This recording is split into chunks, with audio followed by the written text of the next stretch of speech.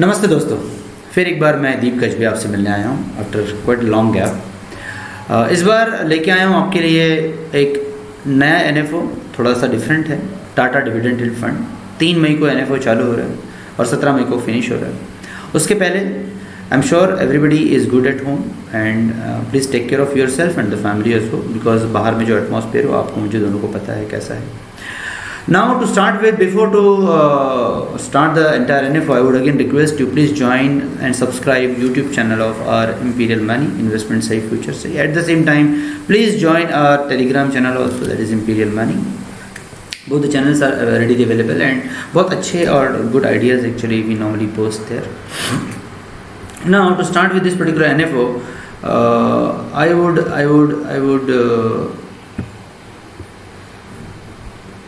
this is a little bit of a different thought process what Mr. Rahul Singh is come out of this particular product. और इसमें 3 type की thought process दी। 3 type की thought process क्या है, dividend yielding का पूरा एक segment क्या है, बिकॉज डिविडेंड यील्ड के बारे में बहुत अच्छा बाजार थॉट प्रोसेस कैरी नहीं करता है इस पूरे सेगमेंट के बारे में, लेकिन we will going to speak today on a very different perspective of dividend yield concept. Now equity return is equal to capital appreciation plus dividend, ये तो सबको पता है। मतलब इक्विटी की जो रिटर्न है उसमें कैपिटल भी एप्रिसिएशन होता है, उसका डिविडेंड भी आता है, ठीक है। तो इक्विटी का टोटल रिटर्न इज कॉम्बिनेशन ये दोनों का, तो डिपेंड स्टॉक की प्राइस क्या होती है, कैपिटल एप्रिसिएशन कैसे उसके अंदर आएगा, और दूसरा डिविडेंड यील्ड में क्या होता है कि उसकी अर्निंग कैसी है और कितना स्टेबल बिजनेस या कंपनी की कंपनी बिजनेस मॉडल है, राइट। ये 2 चीज़ें बहुत इंपॉर्टेंट है। नाउ डिविडेंड यील्ड के बारे में वापस एक चीज़ कि डिविडेंड यील्ड क्या होता है। तो dividends are the common way of companies to return the capital. Share profit में से अपना जो कैपिटल है वो शेयर होल्डर को वापस करती है, और कंपनीज जो बेसिकली डिविडेंड देती है वो ऐसा माना जाता है कि बहुत ही स्टेबल कंपनी है जिनका बिजनेस जो है वो ग्रोथ स्टेज के बियॉन्ड जा चुका है, मतलब जहाँ पे उनका कैश फ्लो जो है वो बहुत कंसिस्टेंटली आता है, राइट। तो this is the kind of called as a dividend, मतलब बहुत ही स्टेबल कंपनी है in short, right. Now about investing in dividend yielding companies, तो डिविडेंड यील्डिंग कंपनीज में इन्वेस्टमेंट करने की 4 इंपॉर्टेंट रीजन मैं यहाँ पे आपको बताना चाहता हूँ। तो जितनी कंपनियाँ जो डिविडेंड कंसिस्टेंटली देती है उसमें no doubt that they are the very high quality companies, क्योंकि उनके पास कैश फ्लो बड़ा ज़बरदस्त होता है। रिटर्न जो है, पीरियोडिक रिटर्न जो है वो उसके एनहांसमेंट की अपॉर्चुनिटी वहाँ पे होती है। स्टेबल बिजनेस रहता है, बहुत ज़्यादा झंझट झमेले नहीं, धंधा आराम से चलता होता है, क्योंकि कैश फ्लो आपके पास तभी आता है जब आपका बिजनेस बहुत आराम से चल रहा है, राइट। और जब आपका बिजनेस बहुत स्टेबल है तो उसमें स्टॉक प्राइस में जो वोलेटिलिटी है वो थोड़ी कम रहती है, वो बहुत ज़्यादा झंझट झमेले वाला प्रोग्राम नहीं रहता है। एक पर्टिकुलर रेंज रहती है, उस रेंज में वो जो स्टॉक प्राइस है वो चलते रहती है, राइट। नाउ तो ये dividend is important part of the total return. अगर ये बहुत इंपॉर्टेंट स्लाइड इसको देखिएगा कि 20% of major indices total return is due to the contribution of, मतलब 20% का रिटर्न जो आता है वो basically contribution of dividend yield आता है। इसमें भी 37% of total return is because of dividend. अगर आप निफ्टी के डिविडेंड टोटल अपॉर्चुनिटी इंडेक्स को देखेंगे 37%, ठीक है। Now dividend yield is based on the strategy provide the combination of significant dividend capital appreciation, वो अपन ने ऑलरेडी पहले से बात कर ली, right. Now dividend yield as a broad market, इसको समझने की कोशिश करते हैं कि डिविडेंड यील्ड का जो परफॉर्मेंस है वो निफ्टी के परफॉर्मेंस से ज़्यादा है। सो ये एक बहुत इंपॉर्टेंट रीज़न है कि जहाँ पे CAGR जो है निफ्टी का 9.47 का है, वहाँ पे निफ्टी डिविडेंड अपॉर्चुनिटी जो इंडेक्स है उसका परफॉर्मेंस 11.45 है, तो आउट परफॉर्मेंस 2% से ज़्यादा है, सबसे पहली बात। दूसरी कि अगर आपने इसमें पैसा डाला होगा, मान के चलिए एब्सोल्यूट रिटर्न 2007 से 2011-21 के बीच में, तो 240% का रिटर्न आया और आपका वैल्यू इतना हो गया। यहाँ पे 332% का रिटर्न आया। इमेजिन कीजिए डिफरेंस कितना बड़ा है सब। तो 93.09% का आउट परफॉर्मेंस है, and that makes this particular benchmark a very very important benchmark. हम लोग इस टाइप की स्ट्रेटेजीज के बारे में सोचते ही नहीं है, लेकिन that is very important category what actually किसी ने सोचना चाहिए। ये एक बहुत अनदर एक इंपॉर्टेंट स्लाइड है कि डिविडेंड यील्ड में होता क्या है। जब बेरिश मार्केट रहता है तो डिविडेंड यील्ड आउट परफॉर्म करता है। देखा हमने निफ्टी ने 55% का डाउन साइड दिया, इन्होंने 48% का डाउन साइड दिया। लेकिन जब बुलिश मार्केट रहता है तो निफ्टी ज़्यादा परफॉर्म करता है, डिविडेंड यील्ड ज़्यादा परफॉर्म नहीं करता है। ये हमेशा देखा गया, जहाँ जहाँ बुलिश है वहाँ निफ्टी ने ज़्यादा परफॉर्म किया, डिविडेंड यील्ड ने ज़्यादा परफॉर्म नहीं किया। निफ्टी ने ज़्यादा परफॉर्म, ये एक, लेकिन बुलिश में ये डिफरेंट है। यहाँ पे 218 डिविडेंड अपॉर्चुनिटी परफॉर्म किया, निफ्टी ने कम परफॉर्म किया। लेकिन most of the time Nifty has perform better than you can say dividend yield yield opportunity, लेकिन बेरिश मार्केट जब जब रहता है तब तब dividend yield opportunity perform better than Nifty. तो ये बाज़ार में ये प्रोडक्ट पर्टिकुलर लेके आने का रीज़न क्या है? बिकॉज आज के बाज़ार में अगर आप देखेंगे तो मार्केट में already it is on a fair price, और जहाँ पे फेयर प्राइस या फेयर अपॉर्चुनिटी और फेयर वैल्यू होती है वहाँ पे वोलेटिलिटी ज़्यादा होती है। और मैंने जो थोड़ी देर पहले कहा कि जहाँ पे डिविडेंड यील्ड के जो स्टॉक है उनमें वोलेटिलिटी कम होती है, तो इस टाइप के प्रोडक्ट जो है वो इस टाइप के वोलेटिलिटी वाले माहौल में ज़्यादा परफॉर्म करेंगे, ऐसा फंड मैनेजर्स आपको लगता है, right? Now coming to the very important discussion now, market rally. ये एक थोड़ा सा डिफरेंट स्लाइड है जो शायद आपके और मेरे काम का बहुत ज़्यादा नहीं है, but picking the dividend yield has been sign off, ठीक है, करंट फॉलिंग मार्केट्स को छोड़ देते हैं हम लोग थोड़ा। डिविडेंड यील्ड की अपॉर्चुनिटी अभी क्यों? The reason is very simple. 10 year जिसेक जो है इंडिया 1 ईयर जिसेक जो है वो यहाँ पे बॉटम हो चुका है और डिविडेंड यील्ड की अपॉर्चुनिटी यहाँ तक है, तो प्रोबेबली यहाँ से लो इंटरेस्ट रेट जो है वो काफ़ी पॉजिटिव रहेंगे डिविडेंड यील्ड के लिए, and that is how actually fund manager thinking कि इस पॉइंट पे जो है वो डिविडेंड यील्ड अपॉर्चुनिटी में आपने जाना चाहिए, ठीक है ना। High dividend yield attractive valuation, अगर आप ट्रेलिंग प्राइस टू अर्निंग पे देखें या फिर ट्रेलिंग प्राइस टू बुक पे देखें तो डिविडेंड यील्ड का जो अपॉर्चुनिटी है आज वो यहाँ पे है, मतलब यहाँ पे वैल्यू बहुत अच्छी है, यहाँ पे सस्ते दामों पे आपको मिल रहा है। तो आपने ये एक अलग टेक्निकल इंडिकेटर है, फंडामेंटल इंडिकेटर भी बोल सकते हैं इसको। सो इस पे आपने सोचना चाहिए कि डिविडेंड यील्ड सस्ते दामों पे मिल रहा है आपको ना। और टैक्सेशन की बात बहुत इंपॉर्टेंट है, तो टैक्सेशन देखिए ये बहुत इंपॉर्टेंट स्लाइड है। टैक्सेशन अगर देखा जाए तो डिविडेंड इनकम जो है डायरेक्ट इक्विटी में आप जब करते हैं तो 35% का टैक्सेशन मिलता है लगता है। आप अगर डिविडेंड इनकम म्यूचुअल फंड में करते हैं तो 35% का सेम टैक्सेशन लगता है। लेकिन यहाँ पे कैपिटल गेन जो म्यूचुअल फंड में टैक्स के थ्रू आता है वहाँ पे आपको टैक्सेशन बहुत कम लगता है, 11.44%। Long term capital gain is only 11.44%। So you see 35% के अगेंस्ट में जब आपको 11% का टैक्स देना है तो आपने मोटा 200% का रिटर्न बचा लिया सब। Please understand this particular terminology, right? So this is very important slide. इसके बारे में अगर आपको कुछ और जानना है तो आप हमको पक्का कमेंट बॉक्स में डालिए लिख के, राइट? नाउ टैक्सेशन का इलिस्ट्रेशन इसको भी समझ लेते हैं, ये बहुत इंपॉर्टेंट है।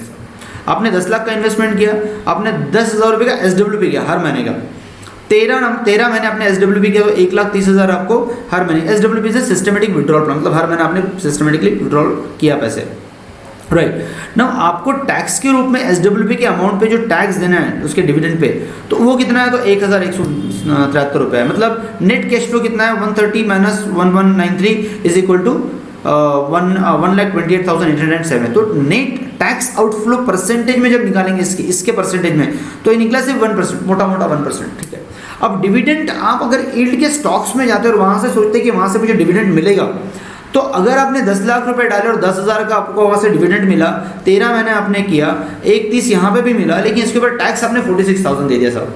सो एक चीज़ समझ लीजिए आप कि ये एक ऐसा प्रोडक्ट है ये वाला SWP का कि अगर आपको डिविडेंड यील्ड हर महीने का चाहिए तो इसमें से SWP आप कर लीजिए, आपको टैक्सेशन की इश्यूज नहीं पड़ेंगे। ये मैं मोटा इसमें आपको मतलब आपके माध्यम से बताना चाहता हूँ ना।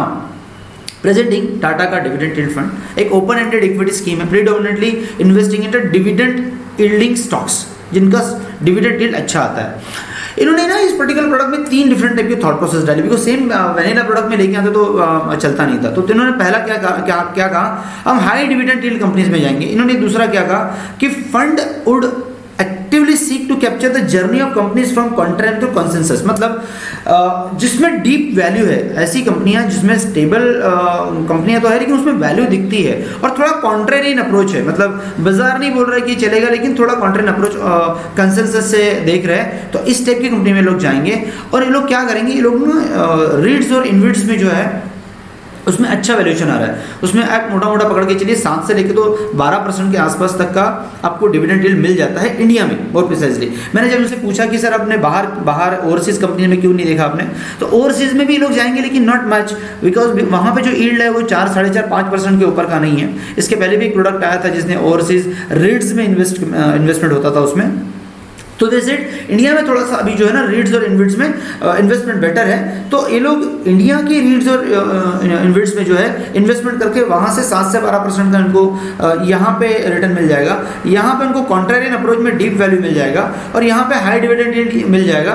तो एक मोटा मोटा 10 से 12% का रिटर्न अगर आप एक फ्लेक्सी कैप और मल्टी कैप के बीच का कोई डिफरेंस अगर देखना चाहते हो तो I believe this is a product varying you can, या बैलेंस एडवांटेज फंड का कोई सब्स्टिट्यूट देखना चाहते हो तो I believe this is the one product which will going to certainly suits to your portfolio mix that way, right. इसकी की characteristic क्या है, तो क्वालिटी कंपनीज है, स्टेबल बिजनेस वाली कंपनी ही लोग लेंगे, कॉन्ट्रा कंपनियां कुछ लेंगे, थोड़ा सा आउट ऑफ फ्लेवर स्टॉक्स लेंगे, एक्टिवली मैनेज थोड़ा सा एक्टिवली मैनेज करेंगे, इसको थोड़ा सा इसमें जनरेट करें, अल्फा को जनरेट करेंगे और ये डाइवर्सिफाइड पोर्टफोलियो रहेगा, मोटा मोटा डाइवर्सिफाइड पोर्टफोलियो रहेगा बिकॉज उसमें रीड्स और इसका तीनों का कॉम्बिनेशन डाला है इन लोगों ने। अगर एक होलिस्टिक अप्रोच से देखा जाए तो कॉन्ट्रा टू कॉन्शियस बहुत ज़्यादा बात करने की जरूरत नहीं, अपने ऑलरेडी बात कर लिया। डिविडेंड यील्ड का इन्वेस्टमेंट यूनिवर्स अपने ऑलरेडी 140 स्टॉक का यूनिवर्स ऐसा इनका बोलना है। Example of dividend yield asset light company, ये आईटी कंपनी में बहुत हेवी डिविडेंड यील्ड आता है, तो एक बहुत अच्छा तरीका रहेगा जहाँ पे लोग आईटी का एक्सपोजर लेंगे। और स्टेबल ग्रोथ कंपनीज का एक एग्जांपल तो लिया जाए तो लार्ज कैप एफएमसीजी में स्टेबल ग्रोथ रहता है तो वहाँ से लोग अच्छा एक कॉल लेंगे। कॉन्ट्रा टू कॉन्शियस कॉल जो है वो लेंगे लोग, मार्केट कैप देखेंगे उसका और कोई डिविडेंड थोड़ा सा आता है कि फिर पावर यूटिलिटी कंपनियाँ जो है उस टाइप की कुछ कॉन्ट्रा कॉल लेंगे कि 12 साल से पावर कंपनियों ने परफॉर्म नहीं किया तो अभी उसमें वैल्यू बहुत अच्छा है, डिविडेंड बाय डिफॉल्ट लोग एनटीपीसी है इस टाइप की जो कंपनी है, पावर ग्रिड या अभी पावर ग्रिड्स का इन्विट्स आ रहा है, तो इस टाइप की कंपनियां, पावर फाइनेंस कॉर्पोरेशन, स्टेबल कंपनियां, बड़ी कंपनियां, स्टेबल कंपनियां, इस टाइप की कंपनियां शायद लोग लेंगे। ये ऑलरेडी अपन ने बात कर लिया है। तो हु कैन इन्वेस्ट, तो इसमें who can invest is diversified portfolio, जिनको चाहिए they can invest. Relative stable portfolio combined with contrary bet they can invest. Differentiate strategy they can invest, ठीक। नाउ फंड की डिटेल तीन ऑलरेडी मैंने पहले बता चुका हूँ मैं, 3 मई से 17 मई के बीच में है। एक अच्छी बात क्या है इसमें, Rahul Singh himself is the को फंड मैनेजर इन दिस। सो शैलेश जैन तो है ही है जिन्होंने इसके पहले एक इनका कॉन्ट फंड लाया था। मूर्ति जी जो है वो डेट का पोर्टफोलियो संभालेंगे और ओवरसीज इन्वेस्टमेंट जो है वो वेंकट सामला देखेंगे। 5,000 रुपये या मल्टीपल ऑफ 1 रुपीज़ आप इसमें कर सकते हैं। एडिशनल इन्वेस्टमेंट 1,000 रुपये का इसमें डाल सकते हैं। इसमें एंट्री लोड नहीं है, एग्जिट लोड इसमें 1% का रिडीम बिफोर 365 डेज और 12% तक का ओरिजिनल कॉस्ट का आपका जो 12% तक का जो मनी है, मतलब अगर आपने 10 लाख रुपये डाले तो 1,20,000 तक की अमाउंट जो है वो विदाउट किसी लोड के निकाल सकते हो। That is a fantastic stuff out of it. तो जितना मुझे पता, मैंने जितना बात किया है राहुल सर से या जितना मैं समझ पाया उस प्रोडक्ट को, दिस इज अमेजिंग पोर्टफोलियो। और अगर आपको एक बैलेंस एडवांटेज का मतलब बैलेंस एडवांटेज एक अलग डिफरेंट कैटेगरी है and this is also one all together different category, but मैं जस्ट इसको एक कॉम्बिनेशन में बिल्ड करने की कोशिश कर रहा था कि if you are little bit of cautious investor and you want the balance advantage kind of category, so this is also the one category which you can certainly make of your portfolio per se, right? So thank you very much for watching this video। वापस एक बार आप सबसे गुजारिश है, विनती है, request है, you please do not forget to subscribe our channel। The reason because we bring so many good ideas about like this, and please join our Telegram channel also। You certainly will enjoy the Telegram channel as well, right? Thank you very much for watching this video। अगर आपको कोई भी comment रहता है, कोई भी उसमें issue है या फिर कुछ और आपको पता करना है, you can always drop the things into the comment box। Thank you very much and please stay safe, stay at home। Thank you।